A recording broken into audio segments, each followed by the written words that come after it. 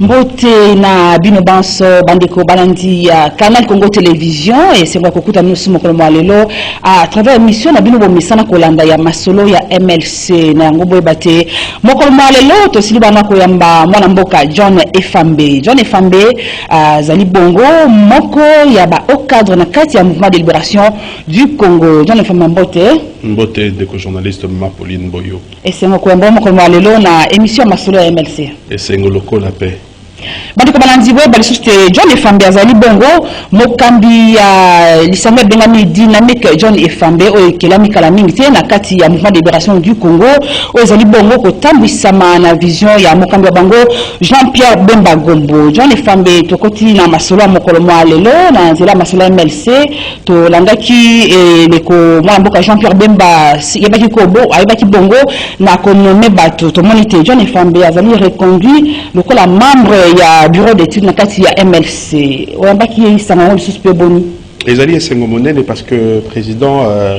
a renouvelé confiance na epai na ngai pona ko mema bwanya na kati ya bureau d'études oyo tosalaka mikolo nyonso tosalaka ete kopesa matière na comité exécutif pe pa na ye président national pona ba certains points ya parti na biso. Alors na yambaki on esengo mingi parce que pona biso ebongi to tambola na ndenge yemoko alingi masolo etambola na kati ya mouvement de libération du Congo. Donc na yambaki on esengo mingi. Mandi ko balandi na cadre ya kolandela lolenge mouvement de libération du Congo ezali ko tambola bebate yemoko mwana mboka John Efambe o azali mobianga ya biso mokolo lelo asalaki bongo descente na ngambo ya district ya Lukunga mingi penza na commune ya Barumbu na ngo technique komeka kosunga biso la maluba ya John Efambe pona koyeba nini elekaki mokolo mwango. Jeunesse oye bana Barumbu oye dynamique John Efambe et participer importance mon aîné na bilenge ngai nazo travailler nuit de jour na ba commune na ba quartier ba 200 na transmettre message na ye et pas na ba nyonso tant que yebisi président Jean-Pierre Bemba Gombo alobi boye bisa bilenge na ngai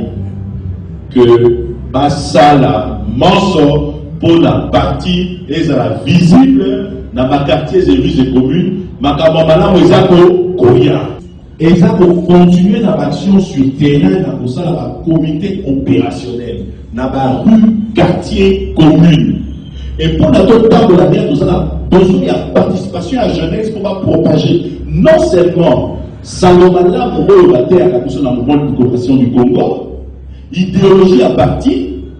mais aussi pour rendre partie visible dans ma commune et rue Nabino. Pour les lois, ceux qui vont comprendre la vision de la présidence Jean-Pierre Bemba Gombo, pour comprendre que l'intérêt de la jeunesse, c'est d'aller mon aide. Et ça fait d'aller tout le monde qui peut. Il y a un moment dit, tout le monde peut lancer sous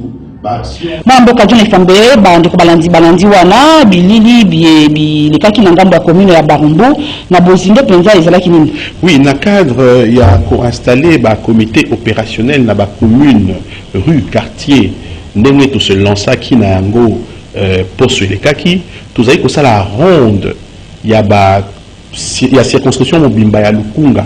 pour être trop installé ba comité opérationnel. Alors tu as qui ko ya ba bilenge o bazali élite monene o bazali na kata dynamique bazali ko pesa ba proposition tout ça là qui ba séance à question réponse tout ça là qui ma solo nyonso pour être tomeka kota la stratégie nini to ko installer na kati ya Barumbu na bilenge wana bazali ko soutenir vision ya président Jean-Pierre Bemba Gombo bazali ko soutenir MLC au travers dynamique John Efambe. Donc ils allaient qui ma solo na bilenge na koyeba actualité politique to solo qui et puis après to ko tcha système moko o ko kambama na kati ya Barumbu wana pour na to ça la politique d'encerclement na kati ya Barumbu mobimba na dynamique John Efambe. Politique d'encerclement et limboli elaxi boni. Bon et le but que le pango moko te et kozanga na kotanga kombo ya MLC na Bemba, ça veut dire que Barumbu wana to encercler yango bakomona ba drapeau MLC ko pepa bakomona ba to dynamique na ba membre MLC na 4 coins mobimba ya Barumbu yango to benga ngo politique d'encerclement on l'équine à gauche, on l'équine à droite, au moni, bah drapeau na biso, au Keibo, au moni, bah kota la combo, il y a parti na biso na dynamique, ils allaient pour faire vivre partie na kati ya commune wana. Donc c'est un programme la bino, tout le monde se met en boveda qui na commune à Barumbo. Bozo projeté na ba programme la bino à part Barumbo. Vous se limitez na wana, vous permis to bozo continuer na activité monsieur. Tout le semaine to ça engalé ma semaine en tout cas to ça les plans d'action moko aux gens ça la qualité à chaque semaine to meka ko ça quelque chose pour la ko limbo sana ba bilenge ba mama ba to banso na kati ya circonscription to zali ko vrai dynamique le bien fondé, il y a la descente, il y a la formation, il y a l'accès vision et idéologie à mouvement de libération du Congo. On a autant ça MLC ça s'apprêter pour l'élection en 2023. Les deux MLC c'est des partis politiques. Parti politique est préparé à l'élection bien avant. Ça veut dire que toujours la bombe affûtée l'arme bango parce que MLC est aligné par candidat. Donc ça veut dire que vous allez faire d'une pierre deux coups, vous allez sensibiliser bateau pour adhérer non seulement à la partie, mais pour même la partie en plus na maimatali na polomie ezekoya na mikoleza ekoya na liboso.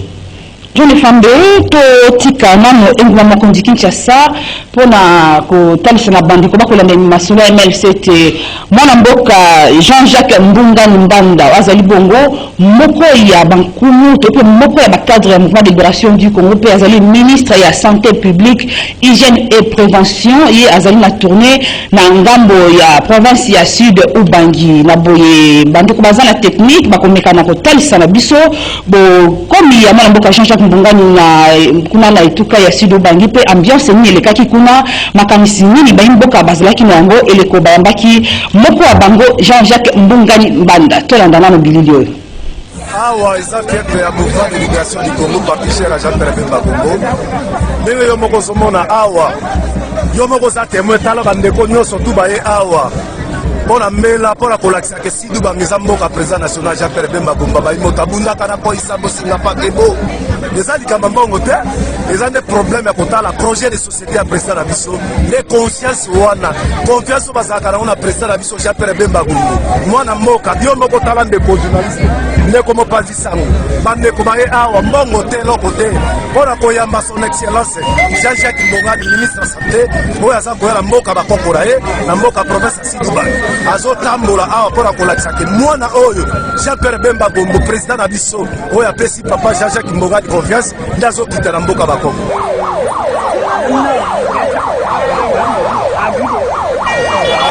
mwana za mwana gemena ya Sidu Bangi toyambi ministre na biso oyo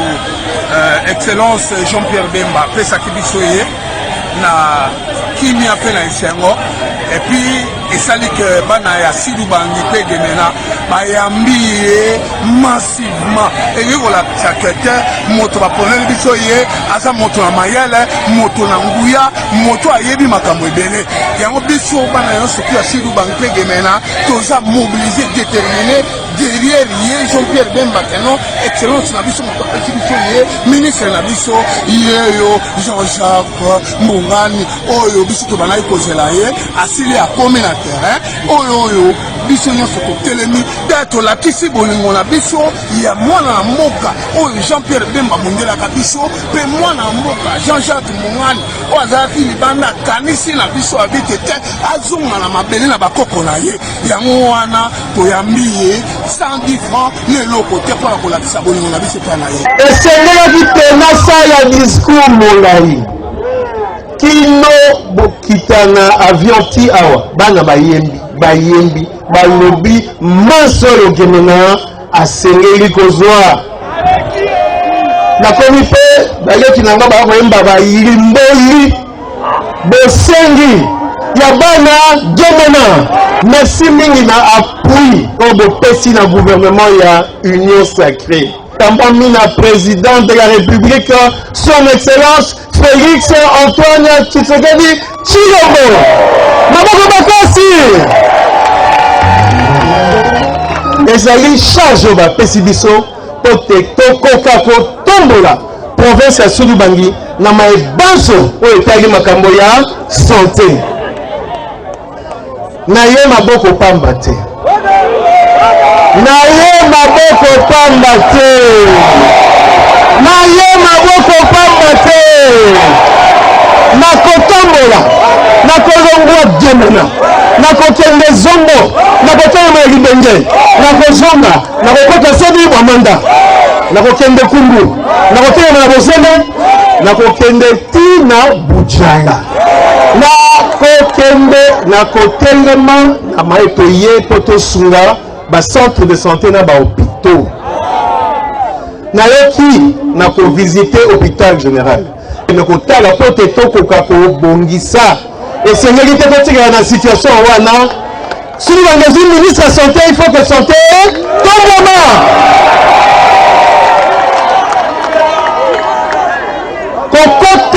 Le gouvernement ezali na bénédiction il y a moins de moka comme était Jean-Pierre Bemba Gombo Maboko makasi pour Jean-Pierre Bemba Gombo Igwe ezali poto sala boni tobongisa okobonisa jamona okobonisa sulubangi na yebisi mino na yebi te toanga difficulté ya monde na jamona na bibenge na zongo na bujala maimanso wana totia yango na kati ya programme oyo toti na gouvernement programme ya développement à la base à partir de 145 territoires. Ba territoire nyonso toko bunda nete to tonga to réhabiliter c'est-à-dire to bongisa to équiper to tia ba pareil secteur ya santé maboko makasi pona ba infirmier bazaliao maboko makasi pona mingo bazali na ko bunda na poto likambo monene ezaliao na ba tona ngai na secteur ya santé etali aliment makambo ya pemu na ti promesse na tango tokova na gouvernement tobongisa likambo wana mbang pote bandeko na biso bakosala bakoka kozwa prime mpe bafutama ndenge esengeli basengi na biso bana gemena bana sulubangi bana epai to continuer kaka na kimia pena bomoko o balobi pe na unité ya sulubangi nde kosala ete ba province nyonso bapesa biso respect mais biso oyo toya na gouvernement ngai na secteur na ngai na kosala lokumu po te biso sulubangi tokende be liboso bandeko ya solo bolandi wana bo komi ya mwana mboka Jean-Jacques Mbungani ministre ya santé publique hygiène pe prévention na etuka ya sud Ubangi John Ifambe ya solo to monite boke bwa mwana mboka na kuna na ya solo mwana mboka basepela kipenza exactement ministre Jean-Jacques Mbungani azali na mission officielle na sud Ubangi mais population bafandaki kimiate en tout cas ezalaki population dans son ensemble bayaki koyamba ya ba parti politique manso bayi koyamba ye parce que mbala liboso la descente ya boye tope boni non akendeke mais comme ministre mbala liboso na ye akende na descente à sud Bangu akendaka comme ministre na ba province mosusu asa tamboli mais na sud Bangi ezali mbala liboso akende na visite ya itinérance wana ibele abato boye ba pesi wana solote non est-ce que moto bayebi plan o azali na moto yebi na mangomba mingi ezaka soki po bato babimebele boye esengeli mwa mike kota na libenga non oyo biso toaplikaka politique oyo wana te ça veut dire que omoni baparti ebele eyekoyamba ye ça veut dire que tozali bomoko baparti ebele ye bayekoyeba ke aye kopalpe du doigt na réalité ya sud Ubangi amemeli bango mpe biloko kili po bameka kopalye na baproblème oyo bazali nango kuna population eyokaki ke azali koya et population ese mobiliser po banyamba mwana na bango problème réalité bandeko tozali wana na ngambo ya technique Et puis wapi tokoko bana kolanda bobele mwana mboka Jean-Jacques Mbouane Banda wala c'est bon ministre de la santé publique hygiène et prévention ya ibaki na kolimbola la bana mboka tina ya bokeboye na etuka ya sud Ubangi Masini esunga biso. Monsieur le chef de division de la division provinciale de la santé, monsieur le médecin directeur, à tous les cadres du secteur de la santé, à tout le corps médical, les médecins, les infirmiers, la brigade d'hygiène, les administratifs de l'hôpital général de référence de Gemena, Mbote Nabino Basso.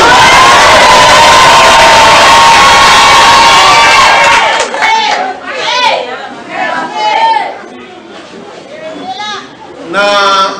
kumisi na motema moko mai médecin directeur à Iboni. Alors bien été basali bazangi prime paye salaire des autres paquets une grande majorité n'est-ce pas?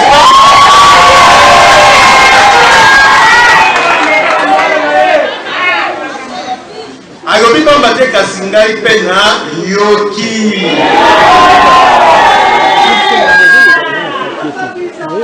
na kolikate na mikolo sans ekoya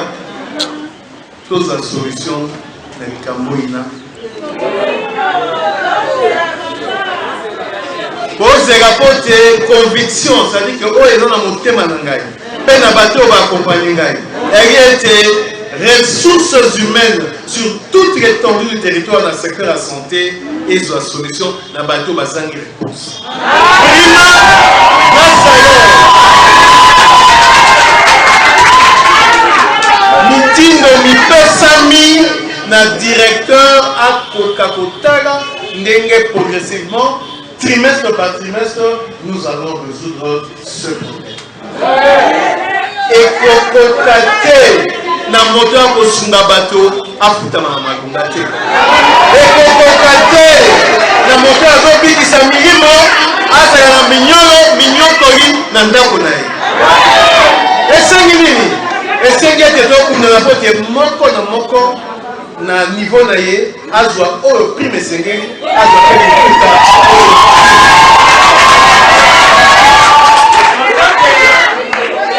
si osenga oyo batozeka po kokunda pote ekoma kokozala ondimi ekokoma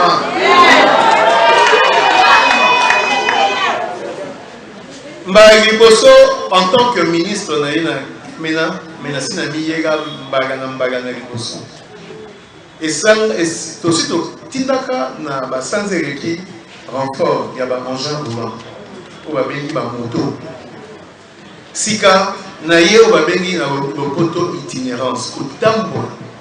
mboka na mboka oyo ya Sud-Ubangi natala na niveau ya secteur ya santé oyo esengeli tobongisa to améliorer yango na ntina wana nauti kotala baloko ya antenne ya programme élargi ya vaccination mpe ya inspection provinciale ya santé oyo namoni esengeli ete nabonda mpo te bango mpe bazala na mwa amélioration ememi ndati awa na hôpital général ya référence oyo namoni esengeli mpe tobunda mpo te hôpital oyo ezwa bwanya na yango ya ebandeli na boyei na ye maboko pamba te nalobaki toye na 30 lits na matela toye na table ya salle d'opération toye na baconcentrateur ya oxygène epesisa bato bana difficulté towana oyo eza échantillon ya bakisi na nitrant na migrengo ya autour ya 3 tonnes ya bakisi ekokwemela bino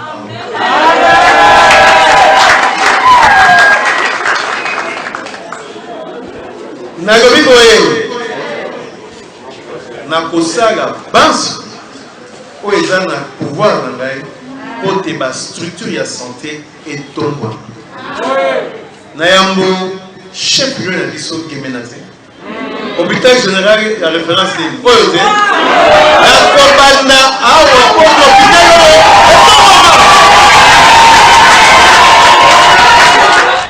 John Efambe kolanda maluba na mboka Jean Mbungani atali cité aye na Sidou Bangi pona kolandela misala miaye pe akendeki maboko pamba te kasi na momo lelo mungu etamboli sango bimi na bandeko basusu bapandi sango bango batali cité Jean-Jacques Mbungani azali ko tambola na mituka ya leta azali ko tambola na basali ya leta na esika wana na likambo wana na sango wana okolimbola nini na bato baso bazali kolanda de partout. Tu vois que les presse ezali instrumentalisé na ba homme politique au bazalaka na état molelima B. Alors bato wana bazali identifié tu recompte na débat wana te mais tu vois que ezali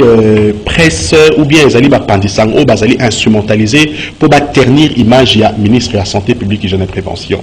Il n'en est pas ainsi, ministre Azali na mission officielle et personnel de santé mona été na Sidou Bangi ko pesa mboto ko yambaye boyo ki ndinga zolo bawana ezali pona mosala ya secteur na ye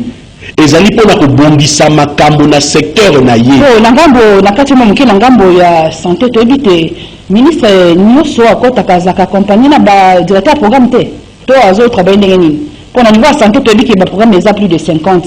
Mais bateau balobi que ministre a travaillé na bateau ya l'État, zo tambola na mituka l'État, tu dis que ils appellent nini. Mais non, mais qu'on travaille, ça veut dire que le programme est ali. C'est-à-dire qu'ils ont des services nyonso ezali na kati ya ministère oyo kamame epai na ye. Tant accueilli kuna accueilli pe na ba directeur mususu na ba coordonnateur mususu baza na ye kuna na mission ya itinérance, visite itinérance à ça la kuna. Donc ça veut dire que mituka l'État c'est normal que ceux qui ministre sectoriel aye na Sidou Bangi azali na motuka officiel kuna te ba ko pesa ye moyen de déplacement pour quitter na ba territoire azali ko kende pour tambola na ko na place moko te ezo ko fâcher disposition légale moko. Parce que les ministre il y a santé. Soko ba coordonnateur to DPS et ti véhicule na disposition na ye pour na mosala matali santé na territoire songolo pakala en quoi ezali mabe. Ezaka ba dongoni so ba ki mabe pour ndenge ba yambie. Mais c'est normal, azali politique. Azali politique. Bayambiye message ko leka ba message pesa ko kota bandeko baza na Sidou Bangi batini message balobite batika mo mboka Jean-Jacques Mbungani de kimia pamba te ebelo bakei na Sidou Bangi bakenda na ba province ndenge bakenda na maloba pamba kasi Jean-Jacques Mbungani akendaki na maloba pamba te amemeli bango biloko kasi o baza ko loba pona ya mabe o monite ke ezako sala pe malamu te. Non, pour Nabiso, il n'est pas inquiet. Ministre Azali, ministre de la Santé publique, hygiène et prévention. Azali kosala mosala na maimatali secteur na ye visite ya itinérance oyo azaki a préparé ki en temps molai akobana na Sidou Bangi akosa ba territoire kili on a quoi apporter et puis ko palper doigt na terrain lui avec le ministre c'est du concret akiti atali a mobiliser ki on va mobiliser pour na ko doter ba centre ba hôpitaux na ba matériel muke oyo azaki wana akopesa taza kosa mosala na ye. Ça ne fâche aucune disposition légale, soko bae ko yambaye ou soit ceux qui battent ba véhicule la disposition na ye pona atambola la territoire oyo azeko sa musala. Ba action ce soit za ko mener kuna eza net nini. Non, mais l'action azali ko identifier ba hôpitaux oyo sengeli d'abord to réhabiliter, azali ko identifier ba isika ko ba tongo ba hôpital, azali ko ta la place ni ya ko doter ba kisi ba biloko manso pona bato bazala na accès à soins de santé ya qualité pe ya malamu. Na kati ya Sidou Bangi. Alors azali ko visiter pa nyoso kokoso ezali na domaine de la santé, surtout dans les matali, dans les projets où il développement à la base, il y a 145 territoires. Et Bongi et Moko Péatala sur terrain, bah territoire wana, nini bako apporter, nini bako sa la technicité pour na ba doter ba territoire, na ba équipement, il y a médicaux, il y a malamo pour na permettre ba to base de santé, soins de santé, il y a malamo. Bandeko Balandi, tu rappelles bien que tu as dit moi la mboka John Efambe, azali bongo moko ba au cadre na mouvement de libération du Congo. Wana tozali kokoba na sima ya ngonga wana tokoyeba na kotalisa na bino kotika sidu bangi pe tokokende na ngambo ya Kasai Oriental epa wapi mwana mboka André Chimanga yepe lokola asalaki tournée pona kosola na bana mboka bazimi na ngambo kuna akutanaki na ba militant ba adhésion penza esalamaki wana tokoyeba na kosenga na masini amekana kotalisa na batindeko bakolanda bilili lolenge makambo malekaki na ngambo ya Kasai Oriental elongo na mwana mboka André Chimanga.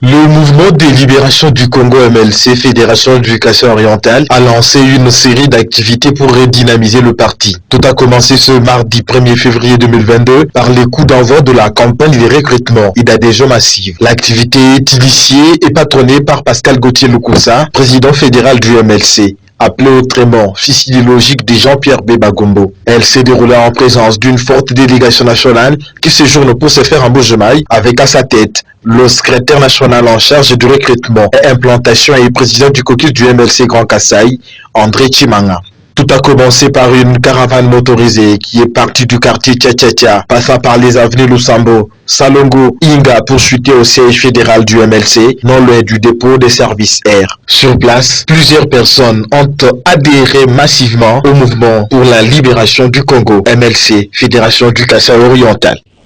John Efambe, moi Liloba, Olandi Bilili, Nangambo ya Kasaï Oriental, Bandeko Balobi, MLC Mikolo, Benza, Maseke Yate. En tout cas, maman Pauline, mouvement libération du Congo, ils allaient partir monnaie, boye bibino yonso que épée saka posa na batoba, sa déré tant au monstre na kati sa partie na biso. Bon moni na Kasai kuna na bo maman na ngai na koloba ndenge batoba soutenir initiative ya SN Chimanga o aki ko sala adhésion massive batoba adhérer réussite totale batoba zali ko ndimela ete que mouvement libération du Congo eye solo ko libérer mboka na biso na makambo belé yama be pona bolamu ekota yango moni tango bazali ko te ya batu idéologie na vision ya mouvement libération du Congo boza ko mona ba adhésion massive wana botala na mbujimai na ndenge secrétaire national à Tamboli en tout cas coup de chapeau naie félicitations pour à sali ngouema ete bato baye ba MLC a aligné candidat gouverneur pour ma élection et gouverneur au sein de la Kasai Oriental. MLC parti à candidat. Exactement, MLC c'est parti monnaie. Ça veut dire que la banjeur tous a Kenelango, tu aligné ba candidat, et puis il faut se jouer na niveau na haut niveau niveau à l'école à politique, il faut se décider bon une élection ça les maka na démocratie nyonso o ya kolonga mais tout ba candidat même kuna na Kasai toti. Tuzawana kokoba na masolo ya MLC mikolo mileki mingi penza na sanzo eleki ya mois de janvier Jean-Pierre Bemba-Gombo mokambi ya mouvement de libération du Congo abaki wana na ko pona ba mama mususu pona ko kamba ligue de femmes na ngobe bate ba message ya félicitations ekota ki mo ebele na ngambo ya bandeko bazomi na le bembiste ba mama ya le bembiste bango pe lokol ba salaki message na bango ya félicitations bo landana no mo abilili wana. Message de félicitations de la Ligue de femmes Bembiste ville de Butembo, en Butembo. Tout à félicitant Monsieur le Président national du MLC, son Excellence Monsieur Jean-Pierre Bemba-Gombo, pour la nouvelle nomination dans son ordonnance numéro 001 bar MLC bar PN bar 2022 portant nomination du Comité national de la Ligue de femmes du MLC. Madame Bernadette Ngoï Mafuta, à sa qualité de présidente nationale, succédée par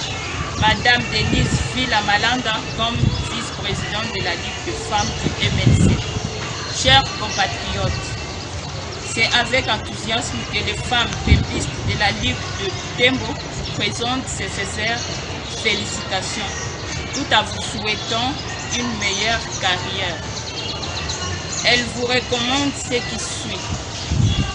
Redynamiser la Ligue de femmes du MLC, sa discrimination, tout en privilégiant les ligues du Nord Kivu, sous menace de la balkanisation, viol fait à la femme, violation des droits humains, massacres, en dénonçant les atrocités abies faites à la femme, sa répression. De renforcer les capacités de la femme par un nouvel élan dans l'autoprise en charge et la diplomatie. Nous, la coordination de la Ligue des femmes de l'Ebembiste du Nord Kivu, félicitons le président national, son Excellence, M. Jean-Pierre Bemba Gombo, pour la redynamisation du mouvement de libération du Congo, MLC en sigle. Via les nouvelles nominations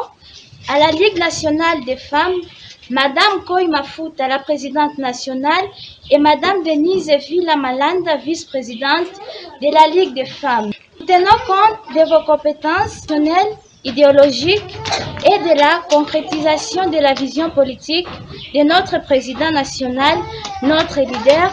pour les changements de notre pays et à toutes les femmes de la RDC en général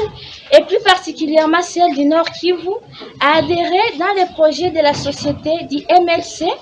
avec comme slogan au 3D Bemba leader, Bemba nationaliste, Bemba président. Avec Dieu, nous vaincrons. Que vive la République démocratique du Congo, que vive le MLC, que vive la Ligue des femmes du MLC. Mwana mboka John Fambe, tozaliwa na kokoba penza na suka ya émission na biso ya mokolo mwa lelo. Nyango toyebite soko zali na nini ya kobakisa na nzela masono maso tosi kolobanisika oyo. Non, et mingi koloba ezali te naza kosenga batata ba mama bilenge banso oyo bandimelaka Jean-Pierre Bemba Gombo ba continuer ko ndimela biso pe ba ko adhérer na parti na biso massivement pour na ba activité adhésion za ko salema na sur toute l'étendue du territoire national ezali penza ebele boya ebele bokomona na kati ya mouvement libération du Congo ezali na ba projet de société eux ko rencontrer ba besoin na bino pe ba attente na bino. En tout cas, yango wana nde nazali koloba nazali kosenga kobeta mbela na bayimboka oyo balingi rejoindre biso na lutte na biso baya. Mouvement de libération du Congo prêt pour l'élection 2023. Vraiment tozali toujours affûter ba arme na biso. Bomi lengela ndenge nini nano. Boyi ezala na veinde bato babandi kotambola elamba liputa fula to ebite ebe sa bomi lengela ndenge nini. Soko botali parmi ba partis politiques au baza ko se déployer. En tout cas MLC ezali parmi 5 premiers partis qui se déployer. Tozali qui se déployer fortement na terrain. MLC Vandi. Et Fandi bato bazako non, mais bato bazako mona, o bazako mona te bazako aveugle. Déploiement bato bazako se déployer, mosala ezako salema, ba drapeau ezako pe partout, bato bazako ko ndimela biso pe bazako ya. Bandeko bazako ndimela bango pe bazako ya wana liloba o ekaboli na ngai na mwana mboka John Efambe wazaki bongo mobianga ya biso mokolo malelo à travers émission ya masolo ya MLC ya so bandeko balandi bozaki ebele kolanda biso na nzela canal Congo télévision na tondi botondi na bino banso bobongisa kingonga na bino po ya kolanda émission eye botondi na bandeko banso basungaki biso na ngambo ya technique wana na moni Moro Njambe na moni Olivier Longwango na bino banso bozolanda biso bobenga na numéro o ezaka na baya l'écran na bino motonyo soyo ozali cadre ozali nani ozali membre de kati ya mouvement de libération du Congo soko ozali bongo na posa ya koleka pona kolobela lingomba ya mwana mboka Jean-Pierre Bemba Gombo kozanga te kobenga na numéro oyo ezali na ba écran na bino botondi na bino banso na boye ngai na bino tokutani lisusu mokolo ya jeudi ezali koya botikala malamu.